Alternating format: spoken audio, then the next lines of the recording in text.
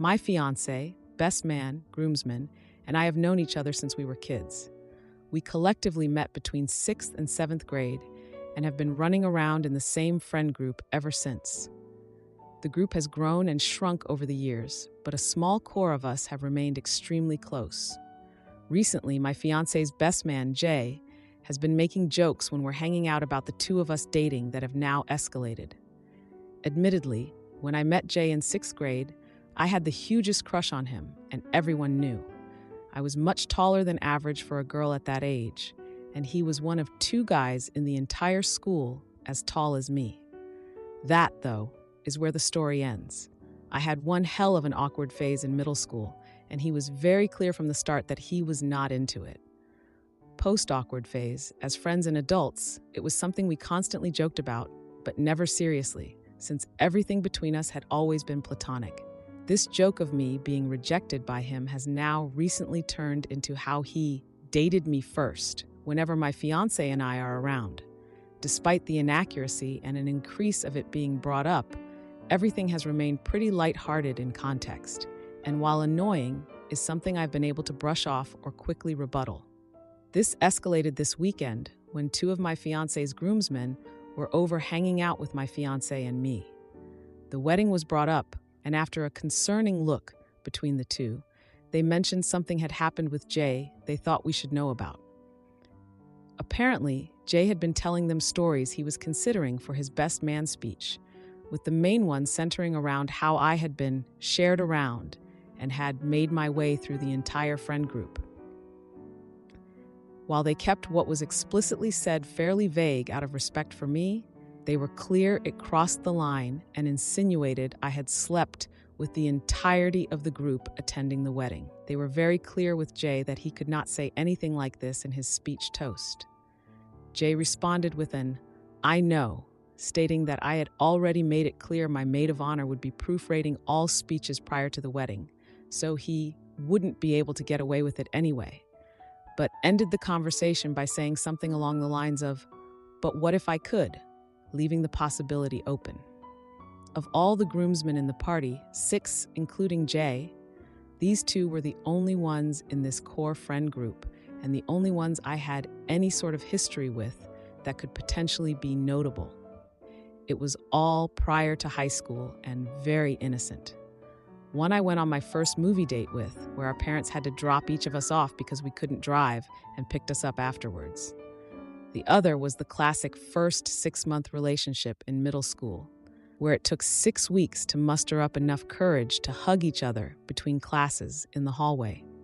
Sure, we made out, and very middle school level things happened, but this is something we've all laughed about now for over a decade. I wasn't the only girl in this larger friend group, and throughout the years, this was something that happened pretty frequently. Because we grew up in a smaller area, overlap happened like this regularly in every group, and even more so as we went through high school. My fiancé is the only one I have seriously dated or had any sort of intimate relationship with in this friend group. We had an on-again, off-again relationship throughout high school that ended for a bit once I moved out of state for college. But we remained close friends and eventually reconnected when I moved back in 2019. We started dating in 2021 and got engaged in 2023. He's the only one in all of this I have ever slept with who has seen me naked, and so on, making the situation even more odd and off-putting. Jay and I have been close friends since high school, when my fiancé was in a toxic relationship that isolated him from Jay after I had left for college. Jay would reach out to me for advice on school, girls, relationships, and more. He had always been our #1 supporter, advocating for my fiancé and me to reconcile our relationship throughout college and into adulthood. He even took a bit of credit and would throw around "and I told you so" here and there when we eventually did reconnect. I'm not sure how to handle this. I could write an additional post about how frustrated, confused, wronged, and uncomfortable I feel, all of which I plan to discuss in more detail with my fiancé after sitting on the issue for a bit longer. We've all talked about it, recognizing the way Jay is framing things is wrong, but my fiancé and the groomsmen are able to brush it off in a way I feel like I can't. I don't know how to move forward from this or what to do next. Now for the 2-day update. First, I wanted to thank those who were clear and honest about how alarming the situation was from their perspective. When posting, I was still processing various feelings about the matter, and still am, which not only limited my ability to really look at the situation from a different perspective, but also left me in a state of paralysis of what to do next, both long and short term.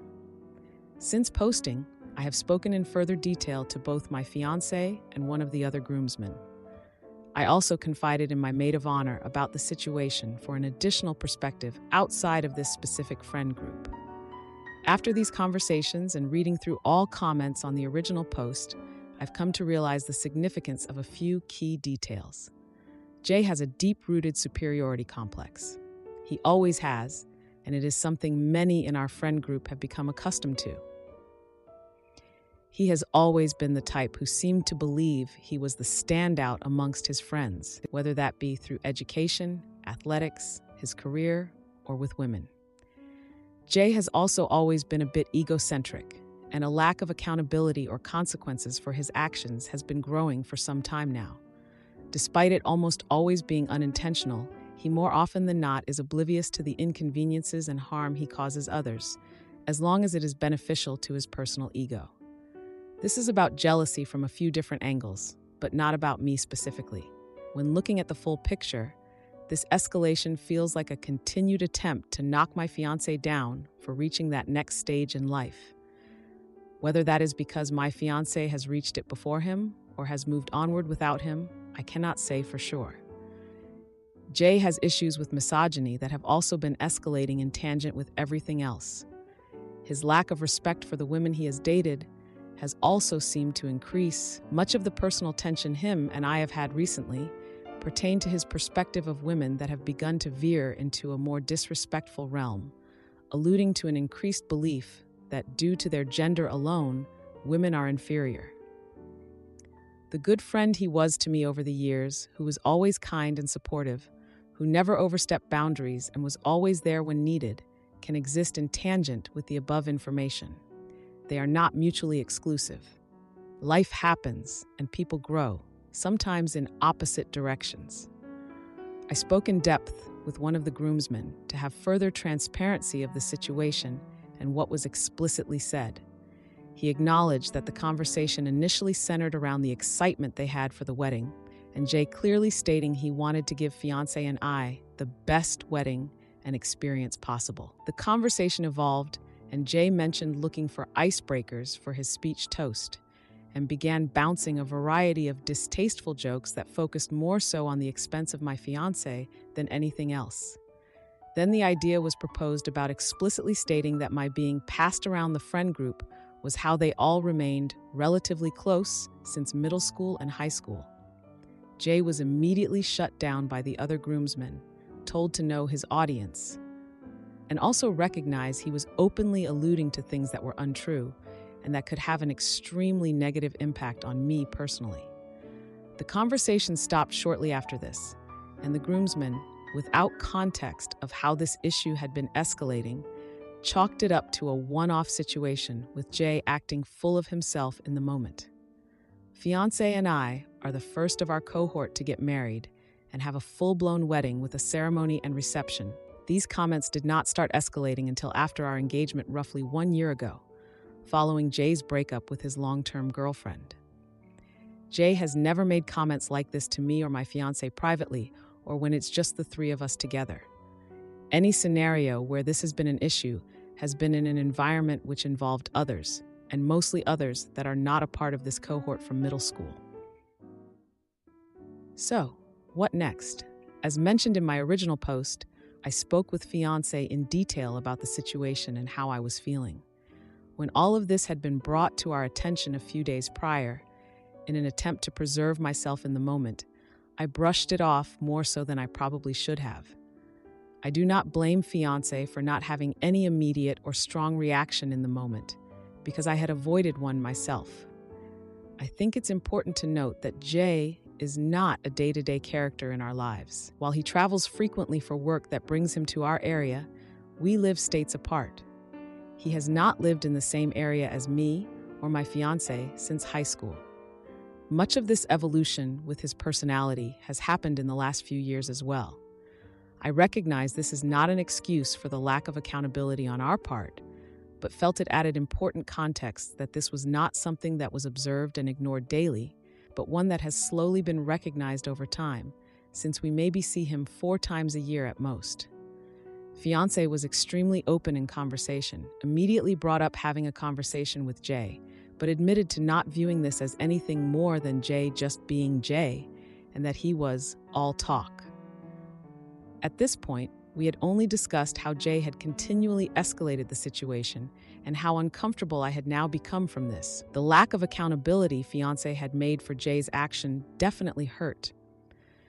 But then I recalled a commenter who had asked if I still considered Jay a friend because he actually was, or because that was how it has always been. To sum up what turned into a lengthier and much more productive conversation with Fiancé, I told him that while I recognized his friendship with Jay was something that had always been a part of his life, I did not personally want to be friends with him anymore after this. I brought to Fiancé's attention that while the scenario was explicitly about me and attacking the integrity and character of a 12-year-old girl, every action or usage of the scenario was used against him to invalidate his accomplishments of getting married or make him come off as less than. I told Fiancé it was up to him on how he handles his conversation with Jay, but regardless, the disrespect Jay had shown me in this was a clear statement of what he thought of our own personal friendship. I firmly believe it is not my place to force how my fiancé handles his own personal relationship with Jay in this. All of this was deeply taken to heart, and you could tell that fiancé had started coming to his own realizations as the conversation progressed. He recognized that if the roles were reversed, or if it had been any one of my bridesmaids slandering me or him in any way, he would be firmly advocating for me to reevaluate my friendship with them. Fiancé asked for a few days to stomach the information himself and reflect on what he wants to say to Jay. He asked if it would be acceptable for him to bring up that I no longer wanted to be friends with Jay personally, and I said yes. I was clear that if Jay wanted to talk with me following their conversation as well, it would need to be the 3 of us and not a personal conversation. I am still evaluating how to approach the speeches, toasts at our wedding, and open to perspectives and ideas. For now, I reserve the right with my fiancé to omit Jay from giving a speech and having my fiancé choose another groomsman to do so in his place, potentially canceling the speeches, toasts altogether. And if Jay is allowed to give a toast, telling the DJ to cut the mic if need be. All of which he agreed with. There is still plenty of time for the situation to develop and for potential future updates, but I wanted to again thank those that emphasized the seriousness of this issue, gave their honest input and advice on how to handle the situation, and provided perspective on what they believe should be done next. When originally posting, I was still in a state of shock, trying to accept the situation as it had unfolded. Your responses constructively pushed me into the reality of what was happening and what I was feeling. Now for a few important comments. One commenter said, I have a couple of comments. How were you, fiancé, friends with this guy for that long and been okay with his behavior? Why is his best man so comfortable to even joke about something like that? Why does he need time to digest cutting him off? Why is he even still involved in the wedding? Me personally, I wouldn't allow anyone to disrespect my significant other, let alone someone I am supposed to be marrying, best man or not. I think they are both walking red flags. Jay for being a misogynist, and your fiancé for not cutting him out of the wedding and his life. These things can be taken as a joke, sure, but the level of disrespect is too great, and your fiancé should stick up for you if he has any shroud of decency and respect for you as his fiancé and soon-to-be wife. Then I replied, happy to answer, since I think it will be helpful for many. Much of this behavior has developed over time, and apart from all of us, as a kid, he always had a superiority complex, but he was also very kind and respectful. It came off more as immaturity than anything else. Plus, at the time, we were kids too. Following high school, Jay and I each moved a significant distance away from where we grew up. he still lives that far away. We get together maybe 4 times a year at most. I genuinely believe he did not see me as more than some woman to use as collateral to knock his friend down when he made those comments. Fiancé has no brothers, and Jay has always been a part of his life, filling that space. Jay also has no immediate family in his life, and hasn't for quite some time, making Fiancé's role a bit more impactful. It is much more similar to him cutting off a brother than just another friend. Fiancé has also always been extremely kind and had a very peaceful soul. Don't get me wrong, while Fiancé prefers to avoid conflict, he has always been willing to stand up when necessary as well. I don't believe he realized how much had been at his expense as of late until after our conversation. Given their long history, I believe he's reflecting on a lot more than just this specific situation. The wedding is still over a year away, and not until the end of next summer, and this all has happened in less than a week. Neither Fiancé nor I have talked with Jay yet, so I did not feel it was right to post about any hard decisions regarding cutting him from the wedding and so on. These things can be taken as a joke, sure, but the level of disrespect is too great, and your fiancé should stick up for you if he has any shroud of decency and respect for you as his fiancé and soon-to-be wife. This was a huge part of the larger conversation we had, and something my fiancé acknowledged as well. I think initially it was viewed under the lens of us collectively being childhood friends, and fiancé as the mediator, rather than the lens of me as his wife until our second, much larger conversation. When asked about the fiancé's reaction, it was said, "It's only been a handful of days since this all came to light. I wish your fiancé's reaction had been more about coming to your defense than Jay's, but understand that sometimes people need time to truly process all that contributes to a messy situation, especially one with deep roots and close ties. Thank you for conveying this so well. I did my best to add an emphasis to this, but could not do so as well in my own words, and fear it got lost in the length of the post, something for me to work on in future posts for sure. I very much have worries, and knowing my personality will also be worried day of." I expressed this to my fiancé as well, and he completely understood. I recognize there is still plenty of concern to still address with my fiancé, but given how fresh this situation is, I wanted to afford myself a little grace of absorbing my feelings for what has happened before, figuring out exactly what to do. I lost a friend too. Now for the update. I'm considering canceling our wedding and calling off our engagement over a pizza. While the drama around my fiancé's best man has simmered, the deeper issues surrounding a lack of support have not. Apologies in advance for this not being centered around my fiancé's best man. Not much has honestly changed. A conversation between them was had, much of which was my fiancé assuring him that things would blow over and accommodating Jay's stresses that it was only a joke. While my fiancé acknowledged what was said was wrong, the conversation wasn't to set boundaries. I eventually had to have my own conversation with Jay that my fiancé stood silently in the room for. I reached my breaking point 2 weeks ago. Following everything with his best man and a few other challenges we'd been facing, I tried putting my best foot forward these past 6 months. I sought out therapy to address the lack of support and anxiety I was feeling, and have made intentional efforts to work on our relationship to ensure we were in a stronger place before committing to each other. In May, after some unexpected and startling health concerns requiring a need for an emergency room visit, my fiancé came clean to me about secretly canceling his health insurance in January without talking to or telling me. When I asked him why, he blamed the cost of the wedding being too expensive and wanting to save the $150 a month, taking no other accountability for his actions outside of an apology. I have a small amount of experience in accounting and have budgeted the wedding down to the last dollar. This has included the consideration of inflation and other potentials as well. In total, from the smallest decoration to the cost of a marriage certificate, everything comes down to around $22,000, all of which I have strategically budgeted for throughout our 2-year engagement. My parents have graciously given us $14,000 as well to help with the expenses, and I have personally taken on the price of my dress, wedding bands, and a slightly larger portion of the vendors. To put it simply, while it may not be as much as others, we have privilege. Not only was there no need for this cancellation, but I have yet to see any of that additional support for expenses. Regardless, in response, I took it upon myself to take more of the costs on and pursue a part-time job on top of my full-time position that earns roughly $70,000 a year. While it's not by a large margin, I do make the most between us individually and have a larger responsibility in my daily work life, with longer hours and a significant level of expected travel as a result. The choice to take on a part-time role was not one of want, but of desire to ease the burden he was feeling.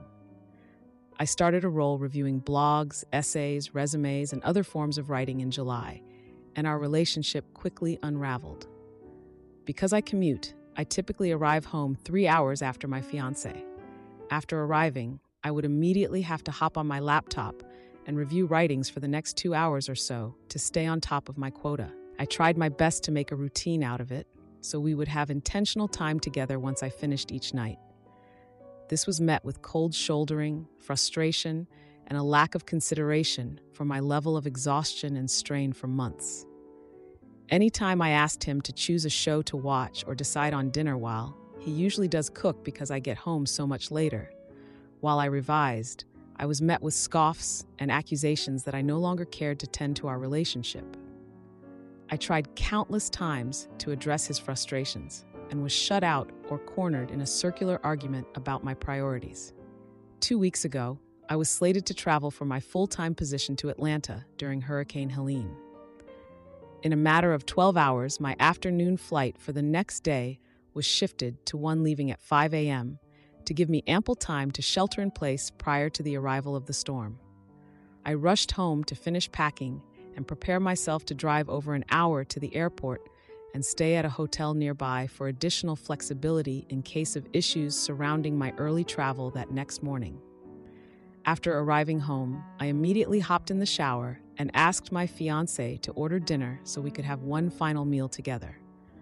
During my shower, he offered to order a hot honey, jalapeno, and pineapple pizza from a new place we'd been wanting to try, which I normally would have been happy to try. However, I don't like jalapeno the way some people don't like cilantro, and am avidly against pineapple on pizza, something that's come up multiple times during our relationship.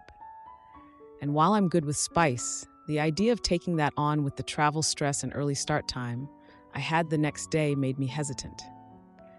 I calmly asked if there was another option for tonight and if we could try that specific pizza once I got home instead, expressing my concerns over my nerves, which received a frustrated scoff and sarcastic response of, "What then, just cheese?"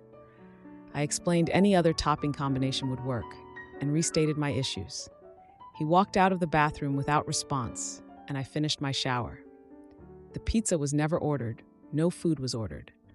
I followed up as soon as I got out of the shower, asking if there was another option he wanted or place he wanted to consider, and received a prompt no. As I finished getting ready, I asked if anything had been ordered again, and no. I finally snapped and begged and demanded him to order the hot honey pizza because I was out of time. He accused me of making him feel like he's forcing me into the decision, but after a bit of back and forth, the pizza was ordered and the mood immediately shifted. Everything was peaceful, warm, and loving at home up until I left. Yet, I cried the entire hour and 15-minute drive to the airport hotel. I cried the entire next day, throughout the storm in Atlanta, and the entire day after. Following a lack of sleep, stress, and intense emotions, I had a complete mental breakdown, realizing I can't live like this. I called my fiancé and poured out every frustration, emotion, and feeling, which I admit was probably not presented in the best light, but none of it was well received.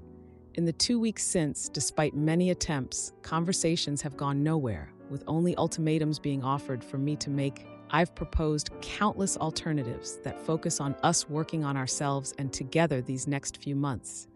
But he is only seeking an answer to whether or not we will be getting married next summer, and has made it known this is a decision that must be made by the end of October. At this point, I don't see how I can possibly gain the confidence to commit myself to him by next summer. For the sake of not doubling the length of this post, I will leave it at this for now. All of this is being discussed with my therapist. At this time, he has chosen not to pursue counseling with me, despite my asking and advocating. Many words have been expressed, and I am trying, but I'm starting to second guess and waver on just how far love can get me through all of this. Am I the idiot for walking away from my boyfriend after he suggested his toxic twin be the father of our child? I'm at breaking point. I've been with my boyfriend Toby for 5 years in total. For the past year, we had been trying for a baby with no luck. Eventually, we went for testing. Well, I did, and I'm fine, so Toby went, and he is infertile. He was devastated. I was more optimistic, saying I was very open to adoption. After a few weeks, he came to me with a suggestion. Toby has an identical twin brother, Tom. And yes, he wanted to get his brother to be the biological father to our baby.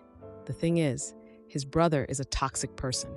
He never can get past 3 dates with a woman because he is difficult.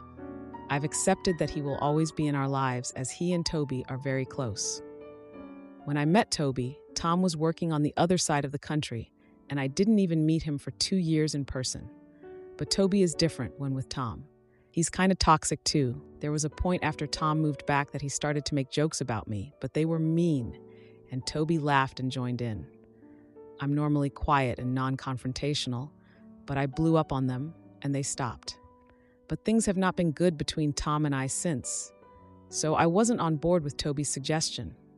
He brought Tom home with him one night to discuss it with me. I sat and listened, and then Toby made a joke about us making the baby the old-fashioned way as it was cheaper. I said, "Gross, no thanks." And then Tom said, "How do you know we haven't already had intimacy?" I looked confused, and he said, "When you are drunk, you can't tell us apart, and us brothers like to share." I looked at Toby, and he was laughing and nodding. I said that I can tell them apart, and I know my boyfriend.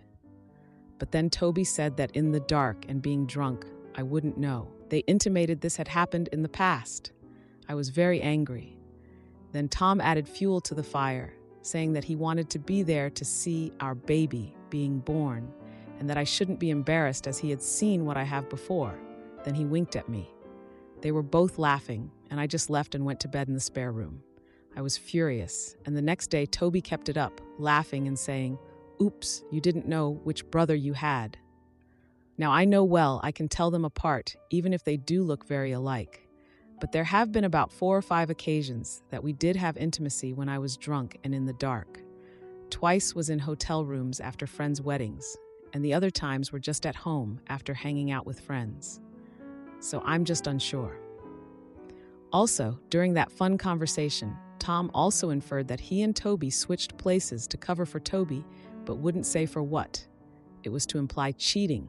But as I say, I know them apart, but after 2 weeks of them keeping up these jokes, I started to second-guess everything. Eventually, I decided to go through all Toby's devices. I needed to know if there was any grain of truth in either of these jokes. I found a text exchange on his iPad where they appeared to be discussing hiding something, but it's pretty vague, and the messages don't go back very far at all. This had been eating away at me, and Toby is still keeping up this joke at this stage. Eventually, I planned to try to get his phone, as I hadn't looked there. As I plotted, I realized the depths of the paranoia, distress, and anxiety I had sunk to. The trust with Toby had just gone. And I told him straight that I was moving out to my friend's house, and that if he continued to infer that he allowed his brother to attack me without my consent, I'd be going to the police about both of them. He freaked out. He said it was just a joke, and I was taking it all too seriously. I couldn't deal with him and left and went to stay with a friend. I feel I can't tell anyone why I've left him, though. He is saying I'm being ridiculous and unreasonable and wants me to come home. He says he will overlook me threatening to go to the police. Am I being unreasonable? Am I blowing this all out of proportion? I feel I'm so turned around that I don't know. Tom weirdly hasn't messaged or contacted me, and I expected to get nasty messages from him, but it's been total silence from him. What do I do? Now for the update. Just wanted to let you know that I couldn't get past his joke, and no matter how much we tried to talk, Toby wasn't taking any responsibility for the magnitude of what he said. It destroyed all the trust I had in him. I actually spoke to his sister and older brother, who are both low contact with the twins and their parents, and it's because of how the twins were favored over the other two. I learned a lot, and that neither twin is dominant.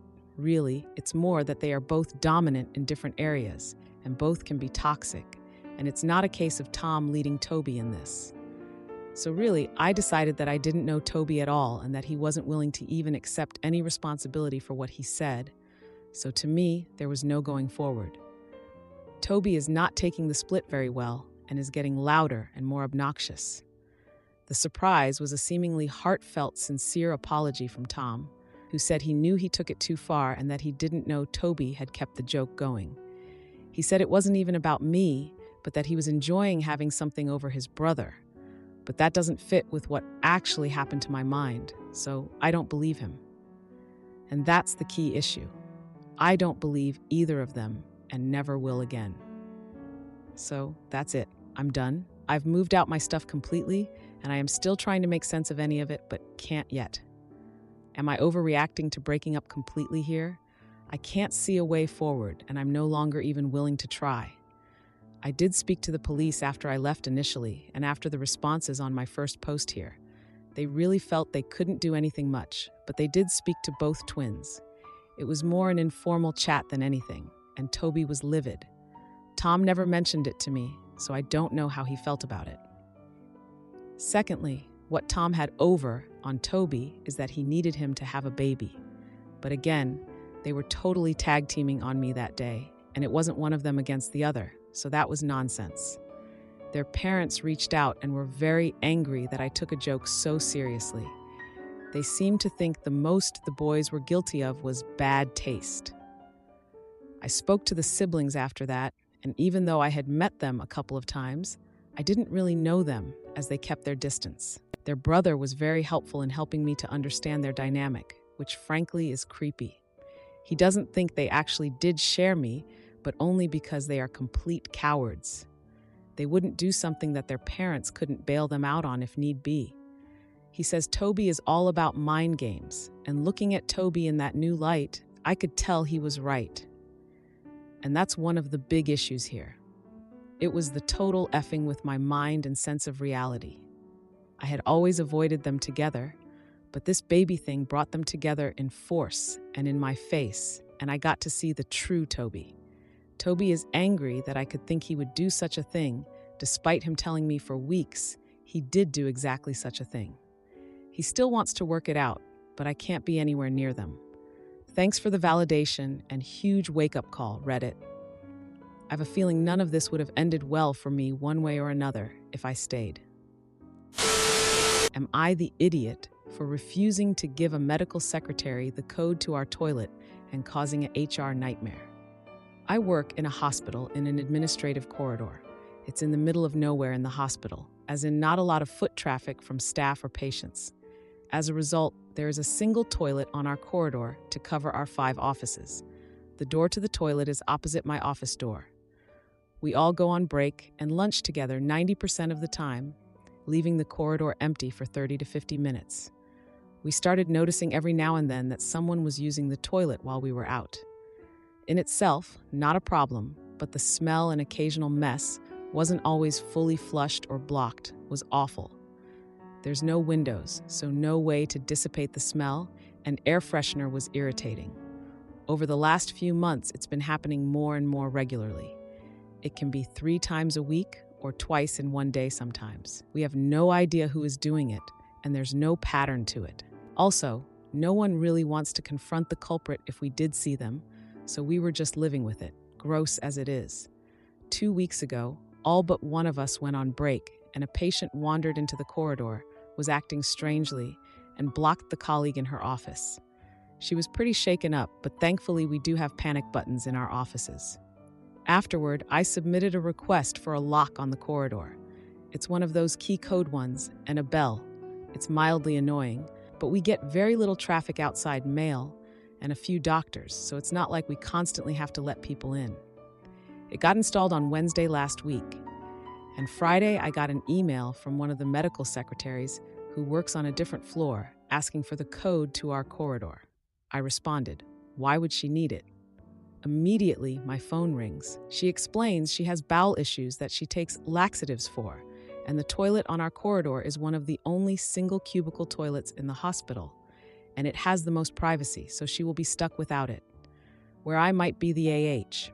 I told her I was sorry, but I didn't think we would be giving the code to any non-necessary staff, and hung up. The office is a bit mixed. Most are glad we won't have to deal with the stink she leaves behind. But one girl thinks we are being needlessly cruel, and it's not the reason we have the lock, so we shouldn't gatekeep a toilet, and one is flip-flopping. I do feel bad for her, but she was making our work environment seriously unpleasant on a regular basis. So am I the idiot? Edit to add, it is hospital policy that areas where patient data are held are necessary staff access only. So I do not have access to any of the wards, but I can access day surgery because it's relevant to my job. Her job in no way gives her any reason to be on our corridor, so from a data security point of view, it doesn't matter that we are both employees. Edit 2. Had an email from HR yesterday and a brief call with them today. They've had a report of bullying. They were vague on details, but after the call, she was so upset she had to go home early. It sounds like her manager has pushed for the complaint to be made. I didn't bring up the toilet or asking for the code with HR on the call. I just explained that I received an email and a brief call on Friday from someone in that department. But to my knowledge, this is the extent of our interactions. They didn't ask about the contents of the call, and I didn't offer any additional information. I'm going to speak to my union rep just in case this gets escalated, but I'm hoping she won't want to get into it and we can all just move on. Now for the update. So a few things happened, so I thought I'd update.